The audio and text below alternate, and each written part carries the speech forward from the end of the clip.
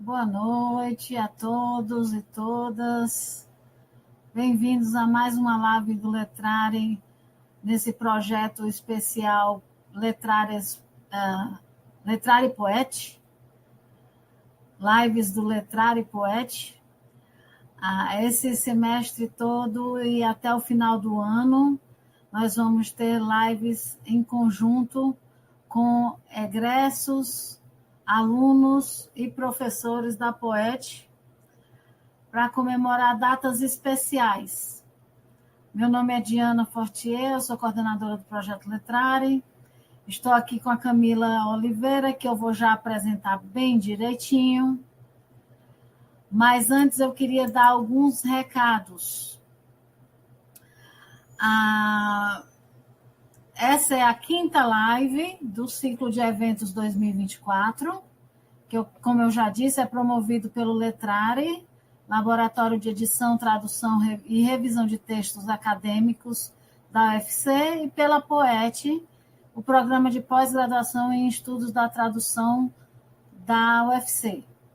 É importante lembrar que a Poet iniciou suas atividades em 2014, portanto, completa 10 anos este ano, e é por isso esse ciclo de eventos alusivos a essa data tão importante. Essa é a nossa maneira de dar os parabéns à Poet pelo seu primeiro decênio de operação. O Letrare começou em 2017, então nós não estamos muito longe também de chegar ao momento de comemorar os nossos 10 anos. Continuando com esse novo ciclo de eventos, nós celebramos a possibilidade da colaboração entre discentes, egressos e docentes da Poet e os bolsistas do Letrare da Universidade Federal do Ceará, além da comunidade acadêmica da UFC em geral e todos aqueles que amam as várias nuances da atividade tradutória. Esse é um espaço de troca e compartilhamento de pesquisas acadêmicas e de conhecimentos de ordem prática do fazer tradutório de cada um de nós. Espera-se que a pluralidade dos temas abordados, e hoje nós temos um tema bem interessante, bem instigante, que só ressalta essa pluralidade, demonstre a abrangência vasta e disciplinar dos estudos da tradução, fomentem o contato entre diferentes línguas, mídias, sujeitos, culturas, modalidades e teorias, e também sejam agradáveis 90 minutos para todos, porque, afinal de contas, é sexta-feira à noite e a gente teve uma semana cansativa, principalmente em final de semestre. Na live passada, nós tivemos o professor Vicente Brasil, professor adjunto de Filosofia Antiga da Universidade Estadual do Ceará, UES, professor permanente do Programa de Pós-Graduação em Filosofia, da mesma instituição, e doutor em Filosofia pela Universidade Federal do Ceará em 2017, onde também cursou mestrado em 2012, e graduação em Filosofia também concluída em 2009. E realizou 2 estágios de pós-doutoramento, no PPG Letras e no PPG Filosofia, ambos também da UFC. O professor Vicente, falou sobre os estudos clássicos como aparato crítico para a filosofia antiga. E nós tivemos como host dessa sessão o Gabriel Dutra, que é aluno da Poet e graduado em filosofia. Então, nós tivemos uma discussão muitíssimo interessante. Antes de começarmos a apresentação da Camila, eu queria pedir que vocês se inscrevam. Se inscrevam no canal e deem like no vídeo.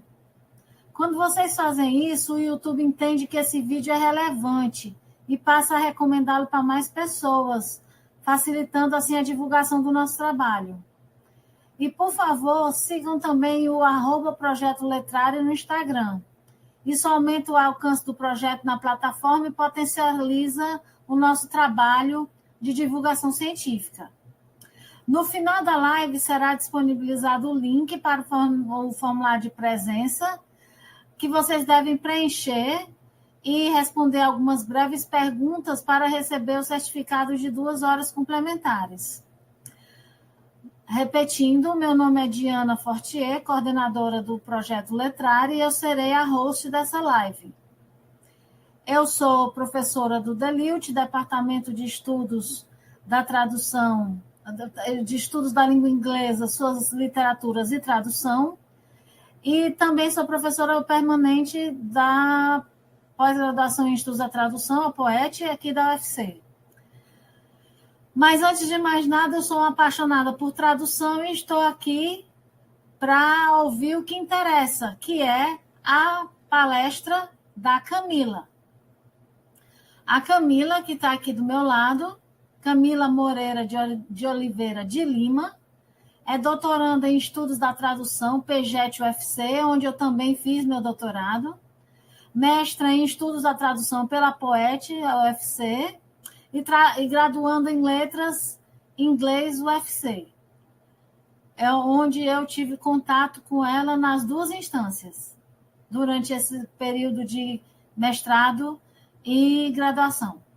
Ela é tradutora e revisora de textos, inglês e português, é editora de revisão da revista Entre Palavras, da UFC, e revisora de normas da Cadernos de Tradução, uma publicação extremamente importante na nossa área, oferecida pela Universidade de Santa Catarina.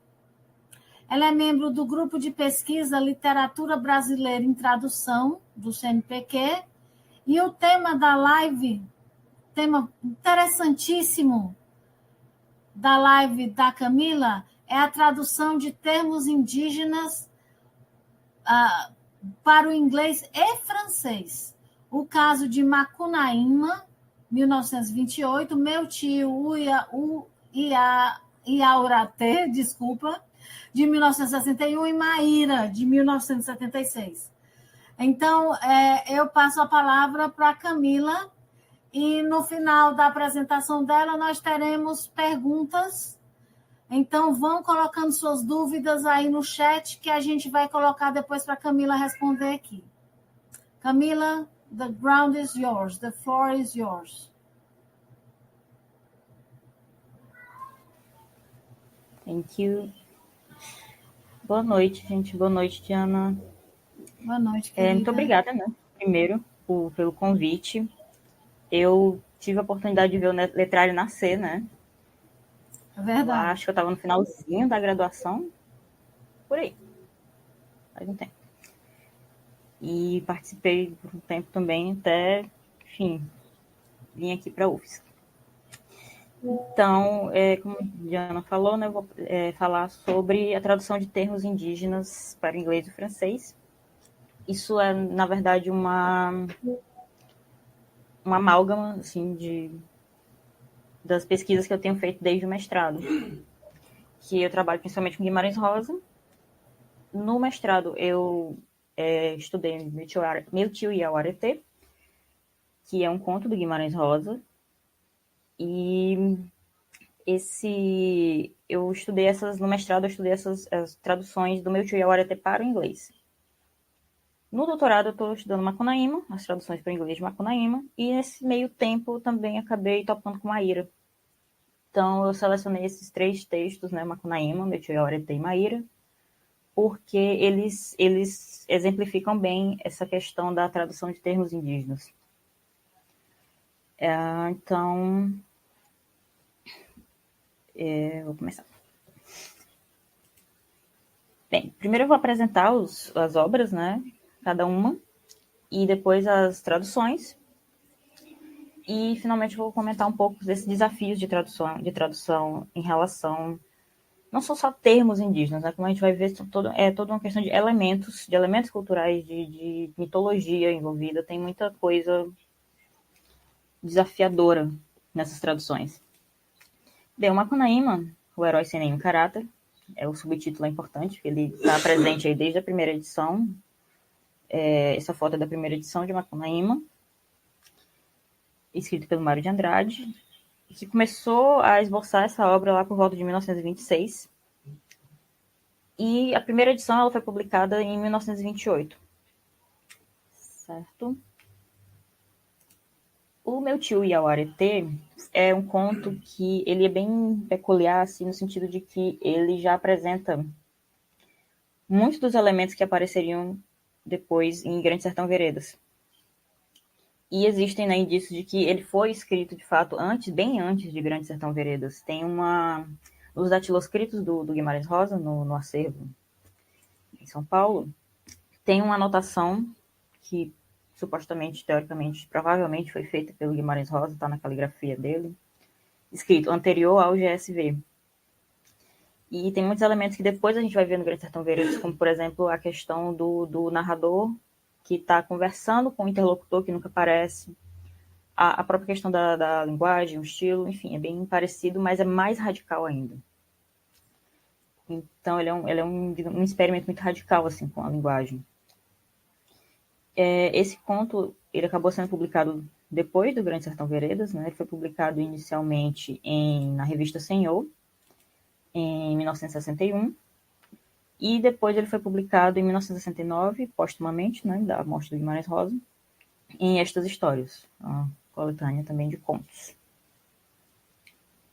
Às vezes chamado de novela, ele é bem longo, se não me engano tá 40 páginas ou mais, enfim, é longo. E Maíra, finalmente, foi escrito pelo Darcy Ribeiro. Foi o primeiro romance, na verdade, que o Darcy Ribeiro escreveu. Ele escreveu enquanto estava exilado pela ditadura militar. Tentou publicar 2 vezes, não deu certo. Se não me engano, desde 69 já estava pronto, Maíra. E ele conseguiu publicar aqui no Brasil em 1976, a primeira edição. Então, vamos para as traduções. Macunaíma, ele é um caso interessante. Todos são, né, gente? O que fazer? Ele foi publicado em inglês pela primeira vez em 1984, com a tradução do E.A. Goodland. Foi publicado pela Random House. Então, vejo que Macunaíma já foi publicado em inglês pela primeira vez, sem o subtítulo, O Herói Sem Nenhum Caráter. Essa primeira capa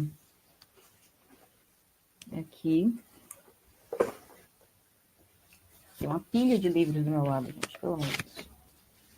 Esse jovem aqui. E depois disso, teve um hiato assim, bem grande, até que saíram 2 traduções em 2023. As 2 traduções são do ano passado, então são bem recentes. Macunaíma, The Hero Without Any Character, foi uma tradução do Carl Angel, publicada pela King Tide Press. E Macunaíma, The Hero with No Character, uma tradução da Katrina Dodson, foi publicada pela New Directions. A tradução do Carl Angel, ela saiu, se não me engano, em março, e a da Katrina Dodson em setembro. Foi assim, uma diferença de meses. Foi maio, setembro. Foi bem coladinha uma na outra.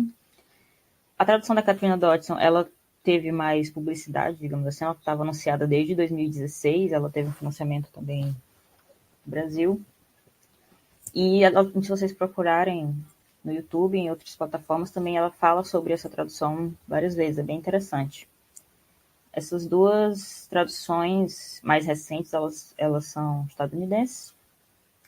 O E.A. Goodland, ele morou muito tempo na Guiana. Ele era engenheiro químico, na verdade. E ele teve contato com o Brasil. Depois que ele se aposentou, ele passou a morar no Brasil, viajar pelo Brasil e começou a traduzir algumas obras brasileiras.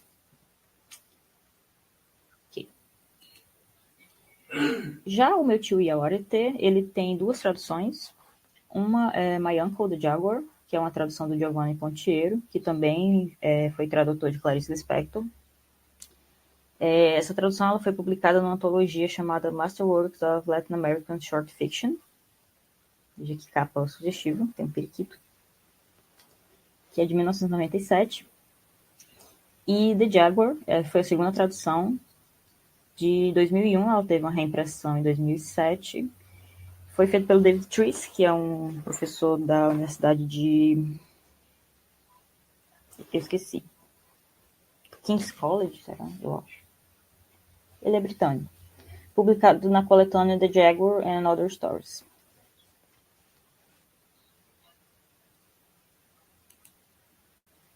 Aqui. Já o Maíra teve uma tradução. Somente tem duas capas aqui, porque ele foi publicado em Nova York, em 84, pela Vintage Books, no selo Aventura. E em Londres ele foi publicado em 1985 pela editora Picador, que é um selo literário da Palm Books, mas é a mesma tradução, também pelo E.A. Goodland, nesse caso foi uma tradução conjunta com o Thomas Coates. Então ele saiu no mesmo ano do Macunaíma.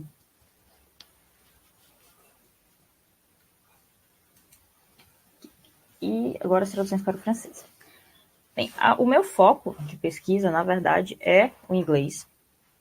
Só que, em meio a essas pesquisas sobre essas traduções para o inglês, é inevitável você fazer alguma comparação com as outras traduções para ver o que estava acontecendo também. E eu acho que o francês é um exemplo interessante de como lidaram com essas questões. Então, por isso que eu trouxe algumas das traduções, as traduções que ocorreram dessas obras para o francês. O Macunaíma ele foi traduzido em 1979, publicado em 1979 pelo Jacques Thériault, que também foi tradutor de Guimarães Rosa, e ele foi publicado inicialmente pela editora Flammarion.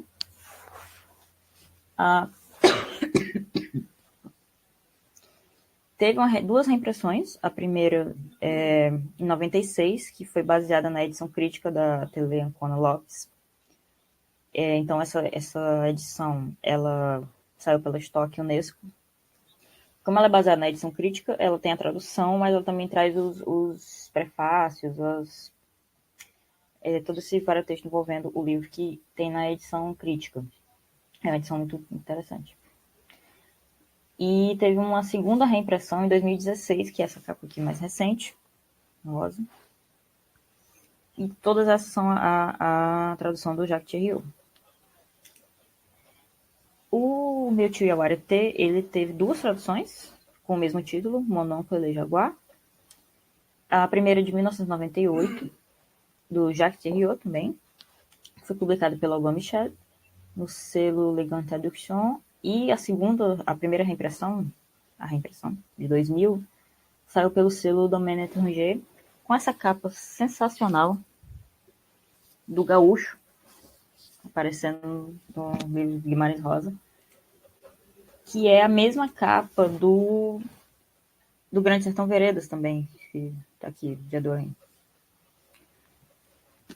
Então, tem isso. E a segunda tradução foi de 2016, pelo Mathieu Dos.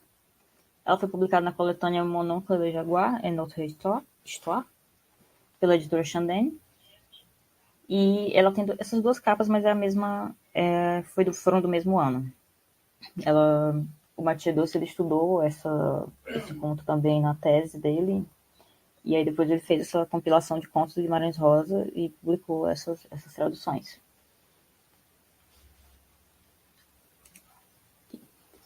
Já o Maíra foi traduzido pela Alice Hailard, que também foi tradutora de Jorge Amado, na França. Ele também só teve uma tradução, foi publicado em 1980, bem próximo assim da publicação de Maíra no Brasil, né, que é de 76. E foi reimpresso em 97 com essa capa mais recente, pela editora Gallimard. Primeiro pelo selo do Monde Entier e depois pelo selo L'Étranger.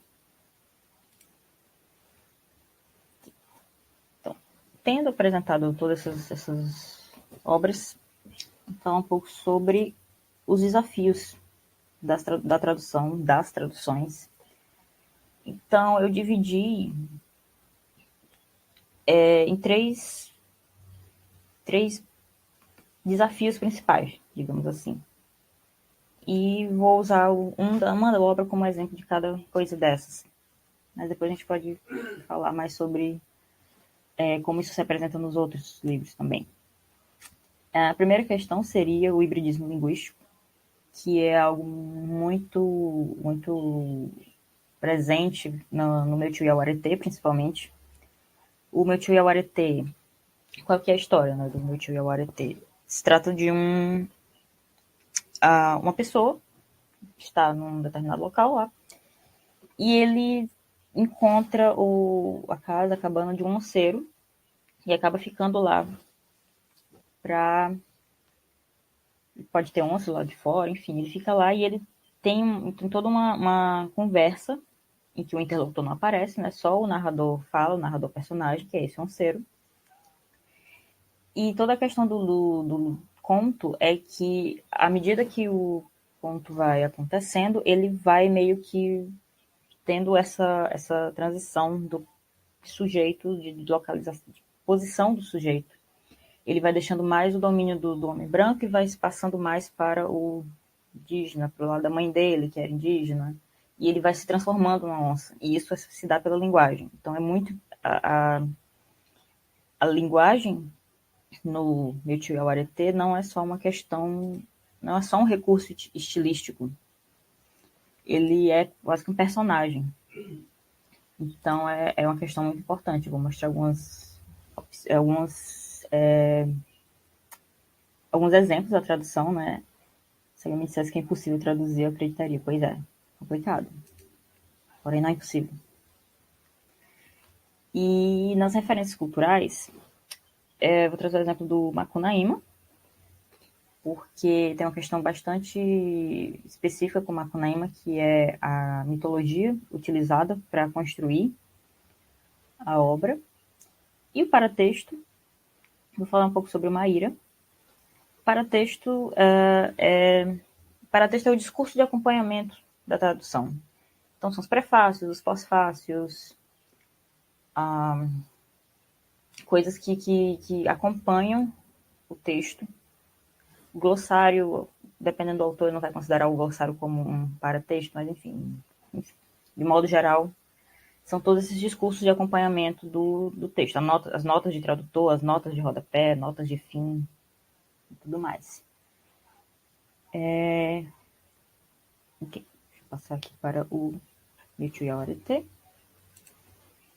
Então, aqui a gente tem um cotejo, né, a comparação entre a tradução, que está aqui do lado direito, e o texto-fonte. Michu Yawarete, aqui é da edição de 69, e o My Uncle the Jaguar, do Pontiero, de 97, a tradução do Giovanni Pontiero. Em Michu Yawarete, o Guimarães Rosa ele usa muito um recurso de autoexplicação. O que acontece? Ele usa o termo Inhangatu, que é a língua geral, e depois ele meio que explica o que é. Então ele fala, munhã, bobagem. Então, munhã é o quê? Bobagem. Munhã, bobagem. Tô falando bobagem, munhando. Mocanhemo é uma onça. Saciara, pipura, tupixaba. Tem muitos termos referentes à onça também. E o próprio Iauaretê é a onça verdadeira, né? E aí o que a gente pode ver aqui na tradução do Pontiero? Ele mantém, de modo geral, assim, os termos do jeito que eles aparecem no texto-fonte. O munhã tá aqui, munhando, mucanhemo, saciara. Vejo que ele manteve, acho que não dá para ver por causa do sublinhado, mas saciara começa com cedilha. Pipura, tupixaba, todos esses termos ele manteve também a questão da explicação. I'm joking, I'm only joking, e tudo mais. E não tem uma explicação, digamos assim. Explicação no sentido de notas, de glossário, de alguma coisa que vai fazer uma indicação sobre isso. Já na tradução do David Trice, de 2001, ele usa uma estratégia diferente. Você vê que ele já não usa tanto as palavras em Ngatu. Ele vai criando outras palavras. Ele usa muitas contrações, ele muda a grafia das palavras para poder ficar mais próximo do inglês, né? Por exemplo, saciara. Saciara ele colocou com S, né? Para ficar mais próximo do inglês. Aqui não dá para perceber tanto porque é um trecho muito pequeno, mas na tradução do Poncheiro, o registro do narrador ele está mais alto do que o texto-fonte. Assim, ele parece um pouco mais formal. Já a tradução do David Trice, ele se aproxima mais da oralidade. Então ele vai, Home and Hall, just blathering, I'm just blathering on Home and Hall. Ele já tem um fluxo diferente, um ritmo diferente. Mocanhemo, ele usou uma explicação. My little stray critter hiding in the bush. Alongou bastante, colocou uma explicação. Pipura foi retirado, ele não deixou. Onça Grande Tupixaba, ele trocou por Great Big Chief Wildcat. Então tem várias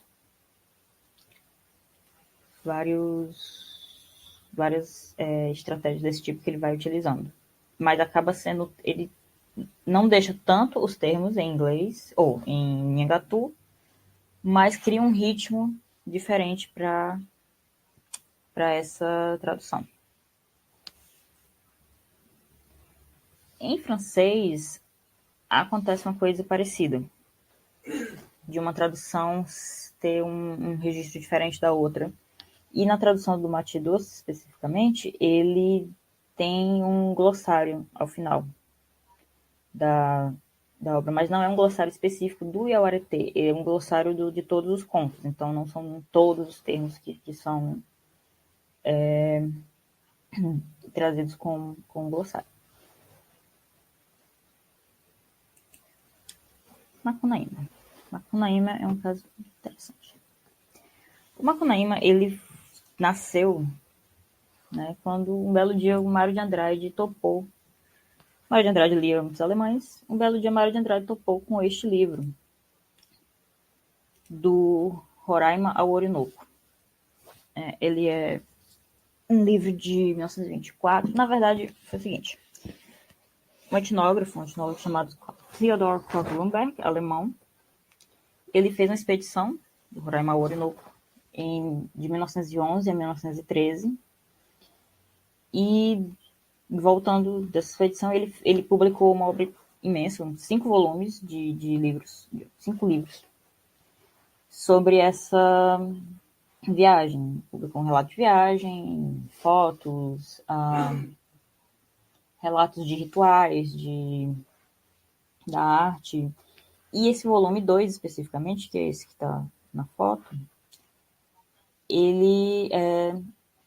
o subtítulo dele, né? Mitos e lendas dos Taulipang e dos índios Taulipang e Arecuná.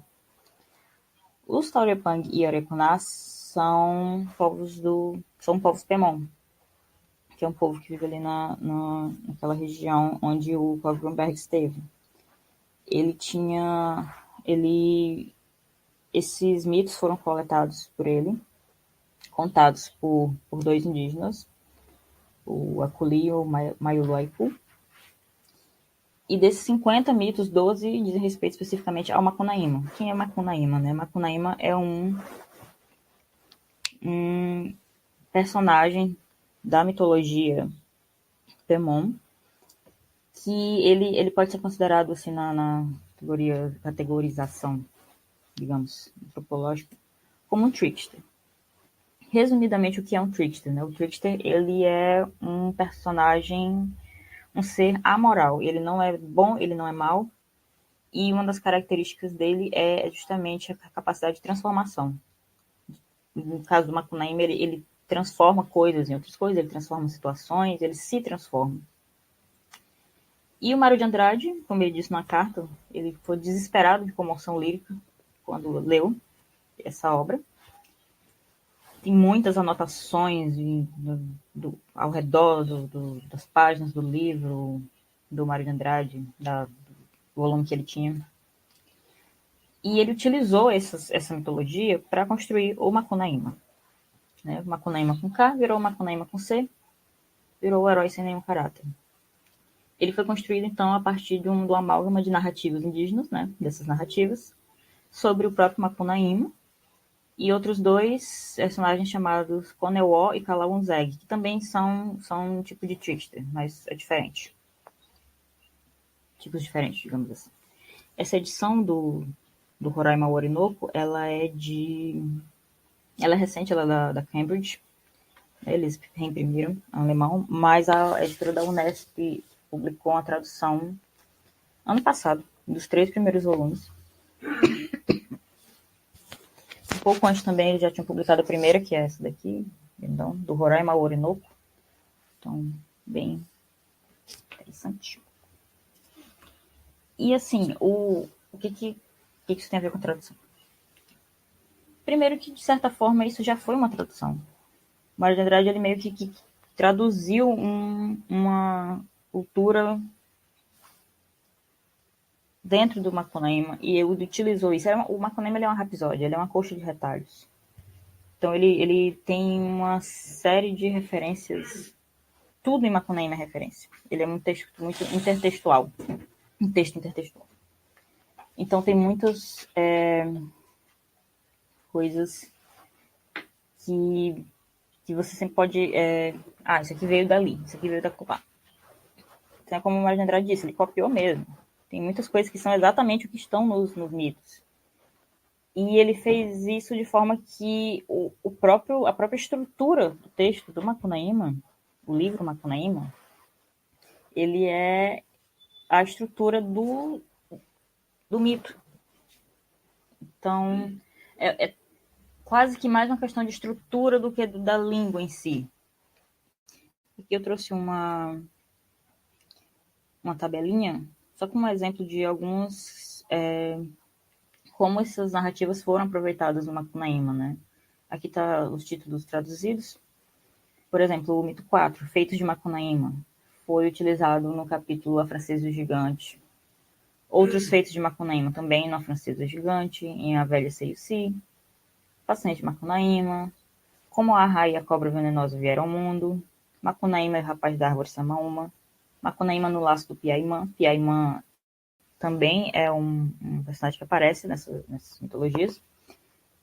O Mário de Andrade ele usa de forma diferente no livro, mas ele também vem daí. Macunaíma e Piaimã, Morte e Ressurreição de Macunaíma e a Calapigema e o Sol. Esses são só alguns, né? Tem mais... Caiu algum. Tem mais... tem muito mais nos outros capítulos. E a questão do paratexto, temos o caso de Maíra. O que acontece com Maíra?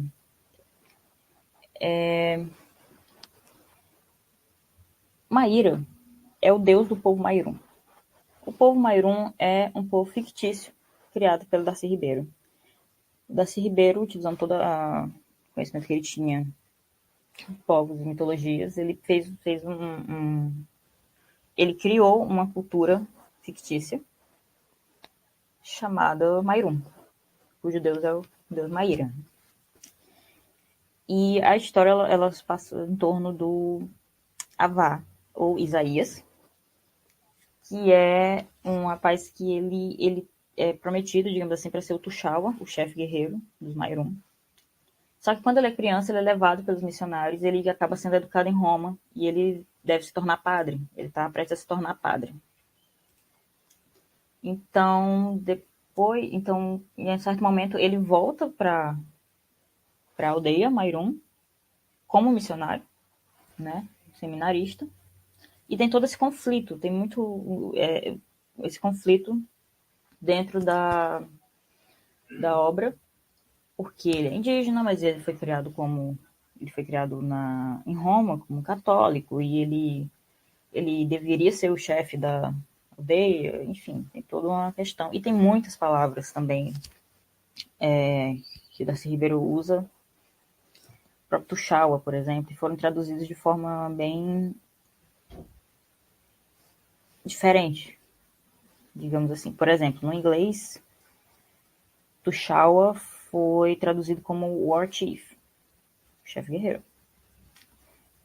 Baito, que é a casa, ficou como The Great House. Então, assim, o Goodland e o Coach, o que eles fizeram? Eles apagaram muito o estranhamento que a pessoa teria ao ler esses termos. E o que o Darcy Ribeiro fez? Como ele criou essa cultura, e apesar de o estranhamento ser importante para o texto, ele também criou alguns paratextos assim, para acompanhar essa obra. Então, desde a primeira edição, vem com esses esboços, né, dos clãs, não sei se dá para ver aqui, metade amarela solar, metade azul lunar, os de baixo, os de cima. Tem esse diagramazinho aqui, a casa do Carcará, a casa do Jaguar. Explica também quem pode casar com quem, como são os clãs das casas. E tem um textinho depois desse diagrama em que ele explica as coisas. Tem uma introdução do Darcy Ribeiro, enfim. E tudo isso simplesmente não existe na tradução do inglês. Ela começando já. Vai direto pro texto. Já na tradução do francês, a tradução do francês foi bem diferente. Tem o desenho. Tem também a introdução do Darcy Ribeiro. E, deixa eu ver, tá aqui, genealogia Mairum tem. Não dá pra ver, mas tem. E tem um texto que vem depois explicando. Então tem todo tem também o pós-fácil do Alfredo Bose. E tem uma notinha da tradutora bem no começo, em que Maíra se deve ler como Maíra com trema no francês, né? Ela mudou a grafia também, assim como no Macunaíma também aconteceu isso. Macunaíma é escrito com O-U-I trema, para ficar na pronúncia parecida com a do português. Então, nessa nota da tradutora, ela explica que Maíra se lê Maíra e que os termos indígenas ou brasileiros foram conservados no texto francês e são explicados depois num glossário ao fim do livro. Então, tem um glossário ao final com esses termos. Então, bem interessante.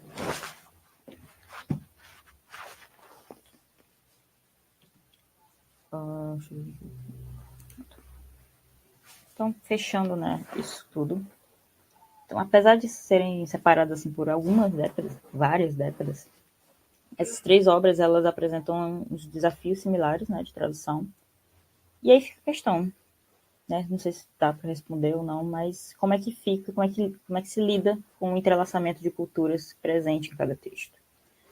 Porque a gente, enquanto brasileiro, recebe isso de uma forma, tem um estranhamento também, mas a recepção ela é meio que diferente do estrangeiro. Como é que fica o olhar do estrangeiro em relação a isso, né? E esse estranhamento, ele é parte essencial dessas histórias. Em todas essas histórias existe um estranhamento bem específico, seja com a linguagem, seja com a cultura. E, por exemplo, no Meu Tio Yawarete não tem nenhum... Ele simplesmente é. Existem traduções que fizeram glossários, mas você chega lá e se depara com aquilo e fica, meu Deus, o que é isso? E meio que era a intenção, assim como Grande Sertão Veredas, por exemplo. E o paratexto, né, vendo tudo isso, o paratexto ele desempenha um papel bem importante na compreensão do leitor, né, estrangeiro. Porque, apesar de ter essa questão do estranhamento, sem o paratexto, seria talvez um estranhamento maior do que necessário, talvez. Não sei se dá para colocar dessa forma. Mas, enfim, aí são questões para pesquisa. E é isto. Muito obrigada. Aqui é meu e-mail. E eu agradeço a oportunidade.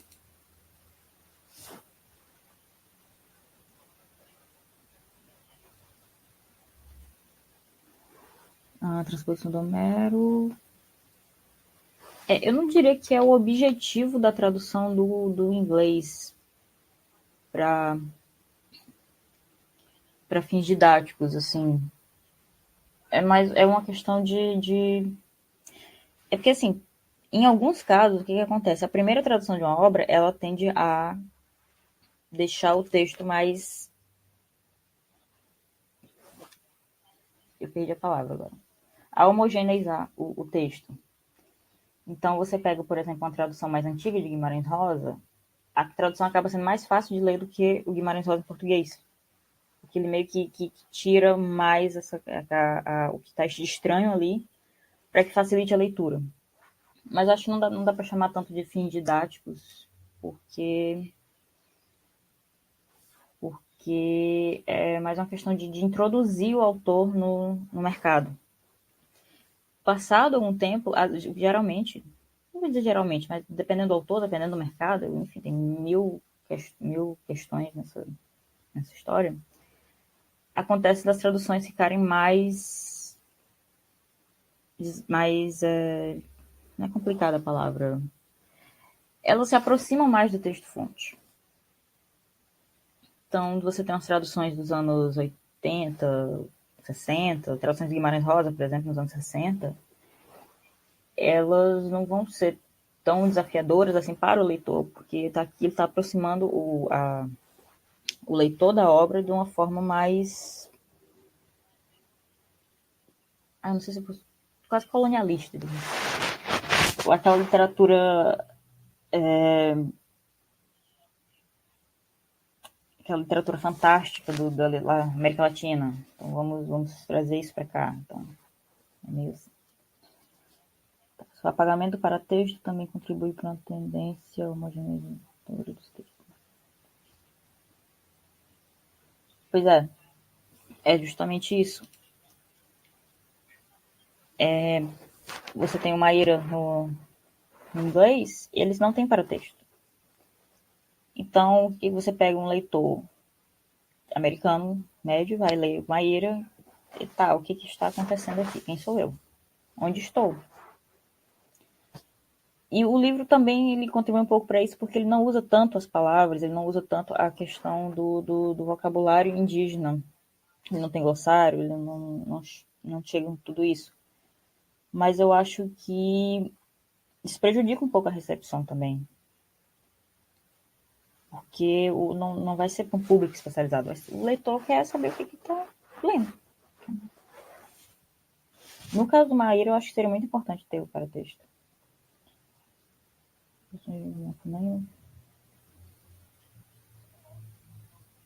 Macunaíma, no caso do Mário de Andrade. As traduções de Macunaíma, elas... É um caso parecido com o do Maíra. A primeira tradução, até porque o tradutor foi o mesmo, tem isso. A primeira tradução, ela não trouxe muito daquilo que o Macunaíma traz em outros, em português. Ele dá uma apagada em muita coisa. Então, por exemplo, algumas rimas, algumas coisas que o Macunaíma fala vão ser colocadas em inglês de forma bem homogeneizante. Já nas traduções mais recentes do Macunaíma, ocorreu uma coisa parecida com a do Yawaretê, que elas são bem mais bem mais próximas daquilo. Os tradutores têm mais essa tendência de deixar os termos originais e de explicar também. Né? Tem mais explicações nos Macunaímas recentes, de 2023, do que no de 84. Já a tradução para o francês, eu não sei dizer, porque eu não consegui ainda parar para ver a tradução do francês do Macunaíma, mas as dos outros, das outras obras.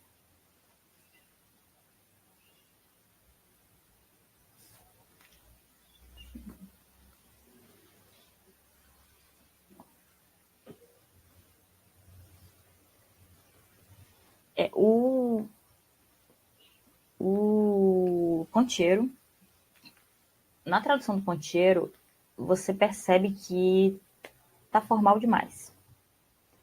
Entende? Ele não usa tanto ele usa um registro mais alto do que deveria, eu acho. Também, talvez, para facilitar a leitura, não sei. Mas tanto no francês quanto no inglês, nas traduções posteriores, já teve muito mais essa questão da oralidade. Então,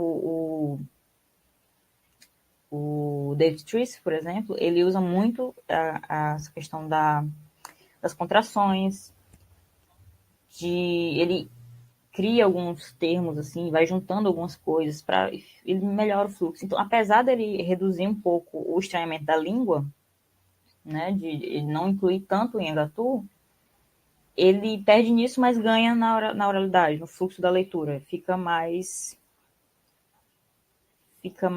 estranho. Apesar do fluxo melhorar, fica mais próximo daquilo que era o texto-fonte. Se pode fazer com que o leitor entenda de forma diferente? Eu acho que sim, porque meio que não faz sentido. Se você pegar, por exemplo, o Meu Tio Yawarete e ver que ele está falando num registro muito formal, não faz sentido para o personagem, entendeu? Ele é um anseiro que está no meio da mata e está conversando com um interlocutor e ele está tomando cachaça durante essa conversa e tá ficando cada vez mais bêbado. E à medida que ele vai ficando mais bêbado, ele vai se distanciando mais e vai começando a falar mais em Ngatu, e no final, tanto que ele culmina com ele quase que rugindo, digamos assim. Ele se transforma completamente, né, na onça. Então, eu acho que prejudica um pouco, assim, entende? O leitor entende de forma um pouco diferente. Com certeza. Não. Principalmente na primeira tradução do inglês, eu acho que não. Tem um exemplo, por exemplo. Anhangá. Na tradução do Goodland e do Coach, Anhangá foi traduzido como Evil Spirit ou Devil. Só que o que acontece? Anhangá é um protetor da caça contra os caçadores. Só que para a cultura do colonizador, o Anhangá é como se fosse um espírito maligno, um demônio, e é confundido com Anhanguera, que é Anhanguera, o diabo velho. Então aí você tem essas... No próprio Metia Areté também tem isso, com o Jurupari. O Jurupari foi traduzido como Devil também, eu acho. Então, tem algumas questões que ficam meio... que não pega exatamente qual que é a intenção daquela entidade.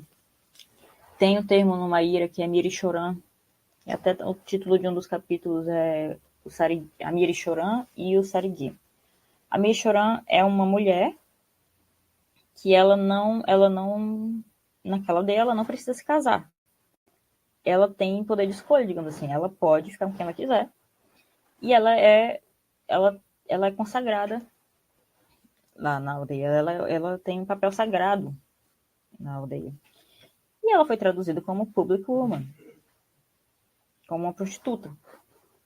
Isso na primeira tradução. Então, assim, muitas vezes essas traduções, utilizam termos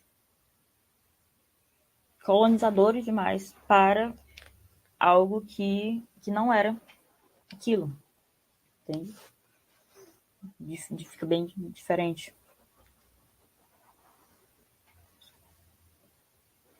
Tanto no caso do Macunaíma quanto do Guimarães Rosa,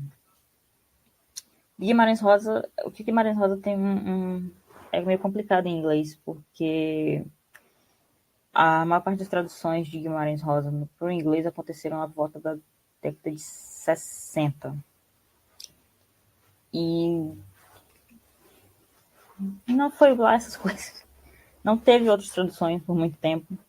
Agora que vai ter uma outra tradução de Grande Sertão Veredas, pela Alison Tchequin, que está fazendo.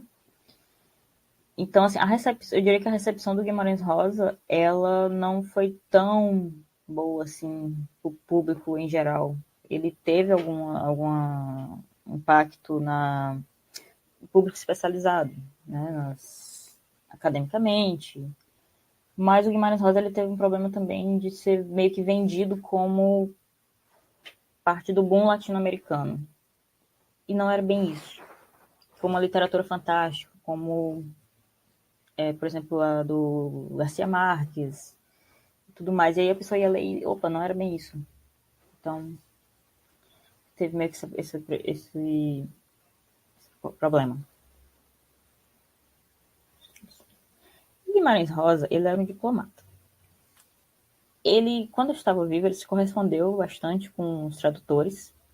E para todo tradutor, ele dizia que a tradução dele era a melhor de todas. Então, tudo é muito lindo. Mas, assim, ele não... Ele chegou a, por exemplo, com a tradutora do inglês, a primeira tradutora para o inglês, a Harriet Dionese, ele ele enviou várias explicações para ela, vários modos de traduzir uma coisa assim, assim e tal. Tem até algumas cartas da Harriet Dionese falando com os editores, dizendo que ela não aguenta mais, ela já está perdendo a paciência, que ela vai traduzir do jeito que ela quiser, porque ele dá muito pitaco. E hoje em dia, né, naturalmente não tem mais esse contato, mas as traduções, elas estão tomando um caminho diferente, assim. Apesar de não ter tanto isso, não ter mais esse contato.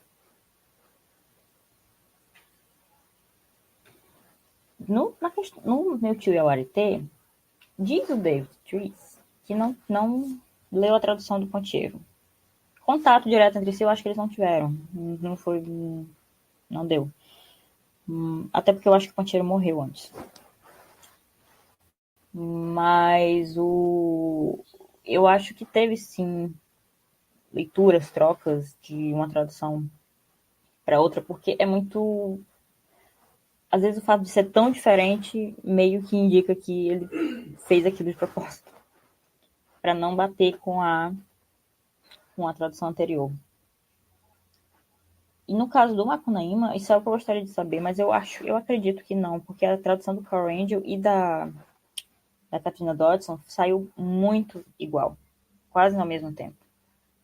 O Carl Angel, ele é um advogado, né, americano, ele traduziu também do russo, uma obra do russo, e resolveu traduzir Macunaíma, então foi meio do nada, assim, apareceu um Macunaíma. Então acho que eles não tiveram contato. Sim, a partir de um certo ponto, a imagem do Brasil, ela vai mudando um pouco e se distanciando também um pouco dessa questão de considerar tudo como literatura latino-americana. E então, no começo dos anos 2000, por exemplo, a imagem do Brasil já estava bem diferente, assim, no exterior. E tinha um interesse maior em traduzir algumas obras, né? Então, existem várias traduções, assim, a partir dos anos 80, desses autores em específico, não tanto, mas, assim, de literatura brasileira em geral, teve uma mudança de perspectiva a partir de determinado momento. E essas traduções de hoje em dia, se você pegar Macunaíma, por exemplo, Macunaíma está sendo bem divulgado. Todas essas duas traduções de Macunaíma de 2023 têm muito para texto. Tem a introdução, tem os prefácios do Mário de Andrade traduzidos no da Catrina Dodson, que está em algum lugar por aqui que eu perdi. No da Catrina Dodson, por exemplo, tem os prefácios do Mário de Andrade traduzidos, tem notas da tradutora no final. Para cada capítulo ela tem várias notas. Na tradução do Carl Angel tem nota de rodapé, tem nota de fim, tem referências 1000. Então, assim, uma coisa interessante da tradução do Carl Angel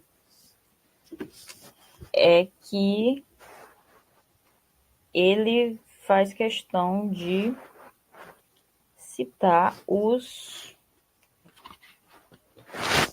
a inspiração, né, do Mário de Andrade. Os estudos do Koch-Grünberg e o Apuli e o Mayulu Haiku, que foram os indígenas que contaram essas histórias. Se tiver, assim, oportunidade de ler do Roraima Orinoco, é muito interessante, porque além dos mitos, ele tem também uma tradução interlinear. Tem o mito em Pemon e a tradução interlinear para o alemão, né? O português, no caso da tradução para o português.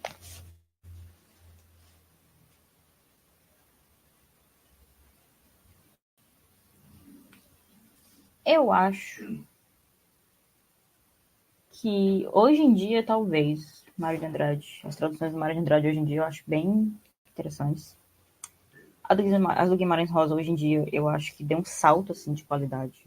Estou aqui dando juízo de valor sobre as traduções, né? Mas, enfim, a gente tem traduções preferidas. Já a do Maíra não teve muito o que fazer, assim. Não teve ainda outra tradução do Maíra.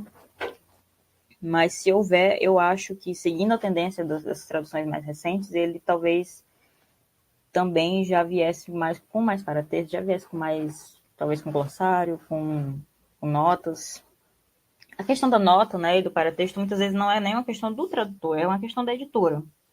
A culpa nem sempre é do tradutor, né, gente? A editora, muitas vezes, não permite, por exemplo, que tenha notas de rodapé, que tenha notas de fim, ou que tenha muitas coisas antes ou depois do texto. Então, muitas vezes é uma questão do mercado mesmo. Não se trata só, porque o tradutor não quis. Mas, enfim.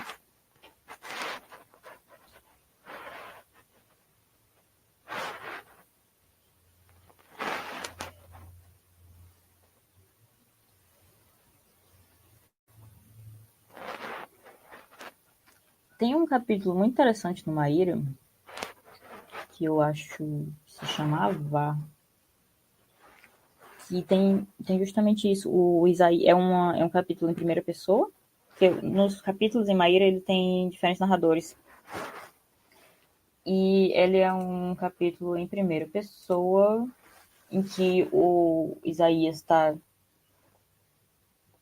né, tendo todo esse conflito na cabeça dele, e ele começa a rezar. E tem toda uma oração misturando latim, português, mairum, porque tem a língua mairum também. E no inglês isso ficou meio que... Deixa eu ver uma coisa.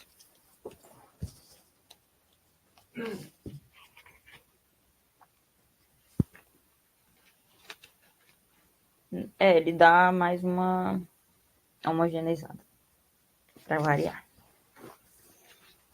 Então, assim, no inglês não teve tanto esse cuidado com a língua.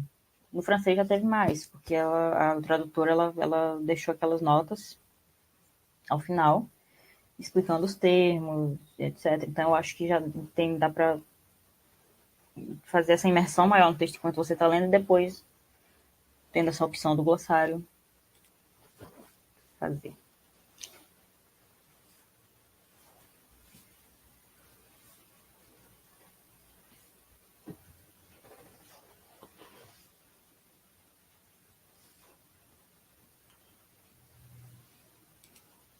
Eu diria que, além do do ritmo mesmo, que mudou bastante, né? Não tá tão chapado o texto. O que mudou muito no Macunaíma foi o paratexto. Eu acho que a inclusão de tanto paratexto assim foi positiva, porque deixou mais explícito de onde é que veio o Macunaíma, do que ele representa para a literatura brasileira e por que essas traduções estão acontecendo. Aliás, agora, acho que foi ano passado? Não sei, passou o tempo, né, o período de Macunaíma já está disponível para os direitos já podem ser, a obra já pode ser utilizada para traduzir. Então agora está papocando tradução também por causa disso, eu acredito. Tem isso também.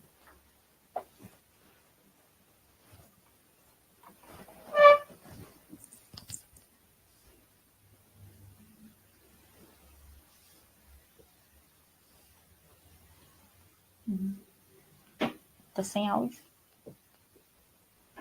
Alguém tem mais perguntas? Eu enchi a paciência da Camila, porque eu adoro esse tema, eu tinha milhões de dúvidas, eu saí perguntando, inclusive confundindo nome de autor. Professor em final de semestre não lembra mais nem seu nome, quanto mais a diferença entre Mário de Andrade e Guimarães Rosa. Oh, comédia! A gente quer agradecer muito a Camila pela paciência com todas essas perguntas e avisar que o formulário de presença está disponível no chat. Não esqueçam de preenchê-lo para garantir o seu certificado, que eu sei que é importante. Além do aprendizado, a gente tem horas complementares para cumprir na graduação e não são poucas, então vamos aproveitar a oportunidade. Eu queria aqui agradecer mais a Camila pela disponibilidade, por ter aceitado o nosso convite, por ter se disponibilizado a investir uma sexta-feira à noite para estar aqui conosco e nos ilustrar sobre esse tema. Eu dou a palavra à Camila, então, para as suas considerações finais, antes de eu passar para as cenas dos próximos capítulos. Um pequeno resumo da próxima live. É com você, Camila. Bem, gostaria de agradecer, então, a oportunidade. Eu adoro letrário.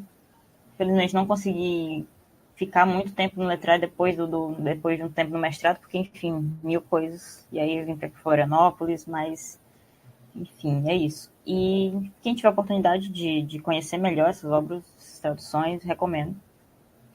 Assim, não são textos fáceis, às vezes, mas é muito interessante ver como é que está acontecendo essa tradução. E a tradução de literatura brasileira, eu acabo trabalhando mais com esse povo que já morreu, né? Mas, enfim, a tradução de literatura brasileira, de modo geral, assim, ela pode falar muito sobre como que o Brasil está sendo recebido, como a literatura brasileira é recebida no exterior.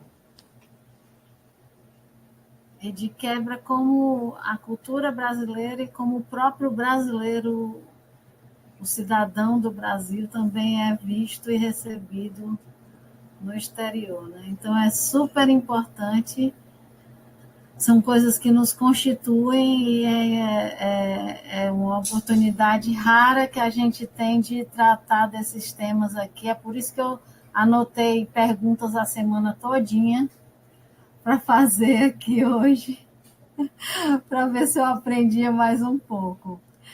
Camila, eu vou te contar aqui sobre a nossa próxima live.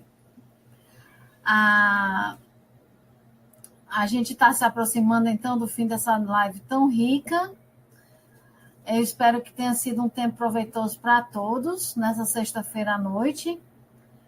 E a gente agradece mais uma vez a Camila por ter aceitado o nosso convite e estar aqui hoje.